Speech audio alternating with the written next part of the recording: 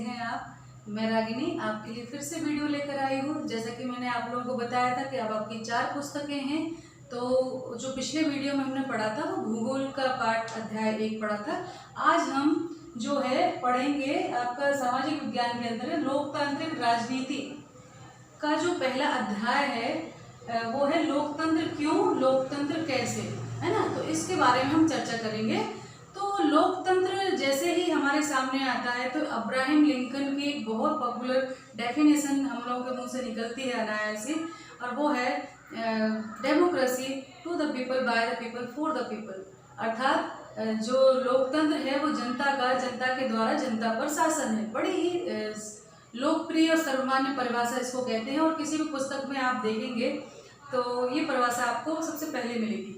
पर क्या कोई पॉपुलर व्यक्ति अपना एक वाक्य दे देता है और वही डेफिनेशन मान ली जाए, क्या ये सही है या गलत है? तो गलत सही के अपने मायने हैं, पर मेरा ये मानना है कि आप किसी भी चीज़ को कसौटी पर खरा उतारें, उसका अध्ययन करें, चर्चा करें, और उससे जो चीज़ें निकल के आए वो आप सामने हो। फिर इतनी सारी हमको आडंबर पूर्ण बड़े बड़े परिभाषाओं की भी आवश्यकता नहीं है, बड़े बड़े शब्दों की भी आवश्यकता नहीं है।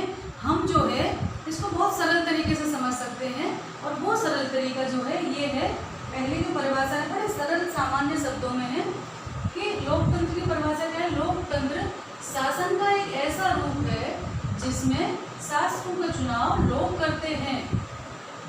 समझ गए आप? लोकतंत्र शासन का ऐसा रूप है, ये गवर्नमेंट का एक ऐसा रूप है जिसमें जो लोग शासन कर रहे होते हैं वो किसके द्वारा चुने जाते हैं? जनता के द्वारा, जिन पर शासन हो रहा है ना।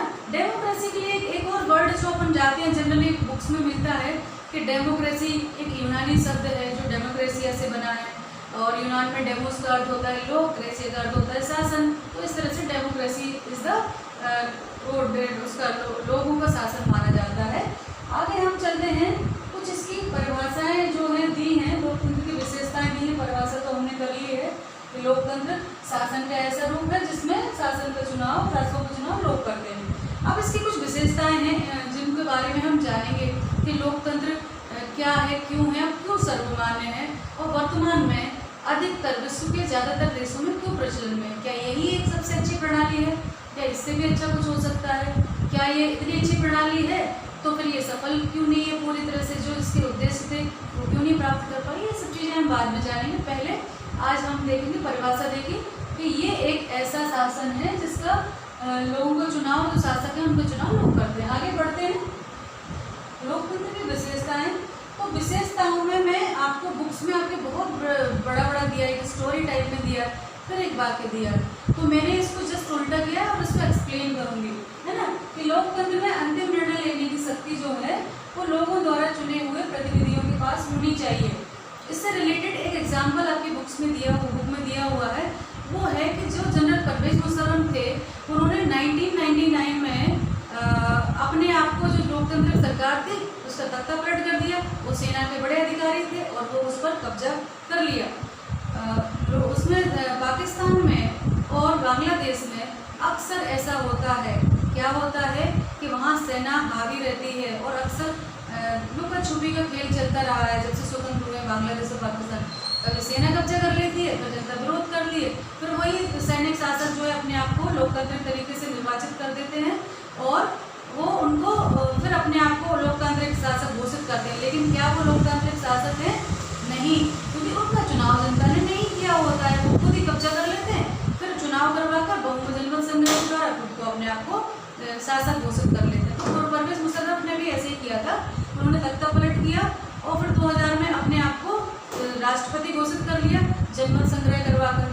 तो मीडिया थी और जो लोग थे उन्होंने कहा कि ये पाखंड है, ढोंग है, ये कोई जनमत संग्रह इसका अच्छा नहीं है, प्रॉपर नहीं है, और इस तरह से ये सरकार लोकतांत्रिक नहीं है।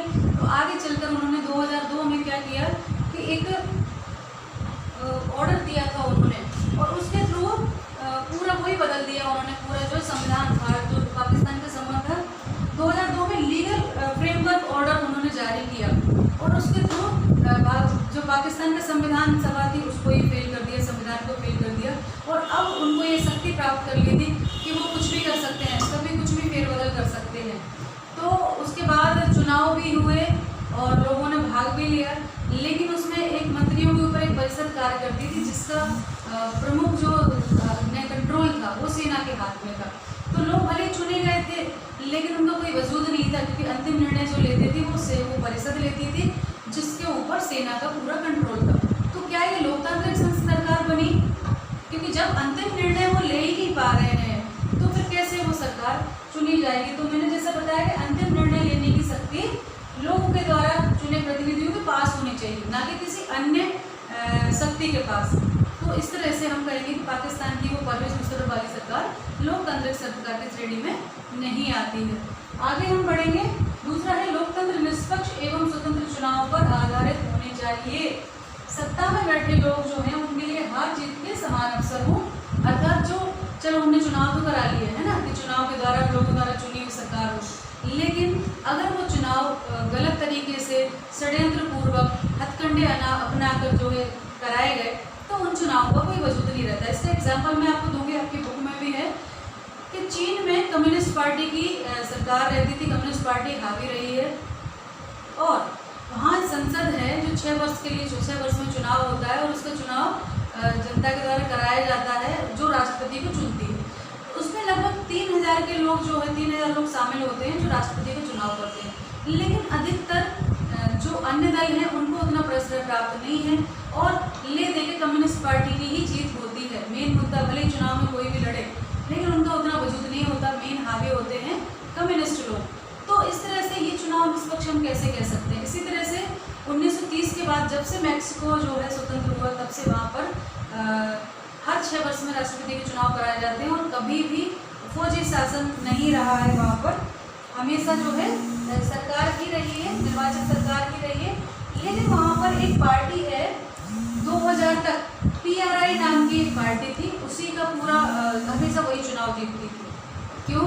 क्योंकि इस पार्टी में सारे जो लोग थे, चुने हुए लोग थे या अधिकारी वर्ग थे, कर्मचारी वर्ग थे, उनको इस पार्टी में शामिल की जो बैठकें थी उनमें शामिल होना कंपलसरी था और अध्यापक वगैरह छात्रों से, उनके माता पिता से इस पार्टी को वोट देने के लिए कहते थे। यानी इस तरह से कुछ भी हो, कोई भी दल हो, अगर कोई दल है भी तो उसके लोगों को परेशान किया जाता था और वो चुनाव में भाग ले भी लें लेकिन किसी प्रकार से उनको विजित नहीं किया। तो कह लेते क्यों PRI जीतती थी, तो फिर कैसे ये लोकतंत्र रहा, कैसे लोकतंत्र का शासन हम इसको मान सकते हैं? तो इसी क्रम में हम देखते हैं कि ये वाला जो था कि लोकतंत्र निष्पक्ष एवं चुनाव पर आधारित हो, तो चाइना में कम्युनिस्ट पार्टी के शासन को या फिर मैक्सिको में PRI के शासन को हम कैसे लोकतांत्रिक शासन कह सकते हैं, अर्थात वो लोकतांत्रिक शासन पूरी तरह से नहीं है। अगला जो है हमारा, लोकतंत्र में हर व्यक्ति का एक वोट होना चाहिए और उसका समान मूल्य होना चाहिए, है ना। तो इसका अर्थ क्या हुआ कि 2015 तक सऊदी अरब में महिलाओं को वोट डालने का अधिकार ही नहीं था। अब वयस्क तो वो भी हैं, यानी एक निश्चित आयु प्राप्त करने लेने पर वयस्क हो जाते हैं, लेकिन ये क्या हुआ कि महिलाएं वोट ही नहीं देंगी। 2015 तक वहाँ पर महिलाओं को वोट डालने का अधिकार नहीं था, तो फिर उनका शासन कैसे लोकतांत्रिक शासन हो सकता है? अगला एक और उदाहरण है एस्टोनिया में। यहाँ के नागरिकों के नियम कुछ इस तरह से बनाए गए हैं कि जो रूस के अल्पसंख्यक लोग हैं जो वहाँ बसे हुए हैं, तो वो उनको वोट प्राप्त करने के अधिकार के लिए बहुत सारी दिक्कतों का सामना करना पड़ता है। इसी तरह फिजी जो देश है वहाँ के मूल निवासियों की अपेक्षा भारतीय मूल के लोगों के मत का मूल्य कम है और मूल निवासियों के मत का मूल्य ज़्यादा है। तो फिर वहाँ लोकतंत्र कैसे है? क्योंकि इसकी विशेषता तो ये है कि लोकतंत्र में हर व्यक्ति का एक वोट हो और उसका मूल्य जो है समान हो। तो इसका कहने का अर्थ है कि इन तीनों देशों में फिर कैसे लोकतांत्रिक शासन हम कह सकते हैं? तो व्यस्क एक सार्वभौमिक व्यस्क मताधिकार की आदत है। अगर व्यक्ति को वोट देने का अधिकार हो, उसका एक ही मत गिना जाए एक व्यक्ति का और उसका मूल्य समान हो। ऐसा नहीं कि इनका वेटेज ज़्यादा है और इनका वेटेज कम है ना। तो एक चौथी विशेषता है। अगला है लोकतांत्रिक सरकार संवैधानिक नियमों और कानूनों और नागरिक अधिकारों द्वारा खींची गई लक्ष्मण रेखाओं के भीतर ही काम करती रहे। इसका क्या अर्थ है?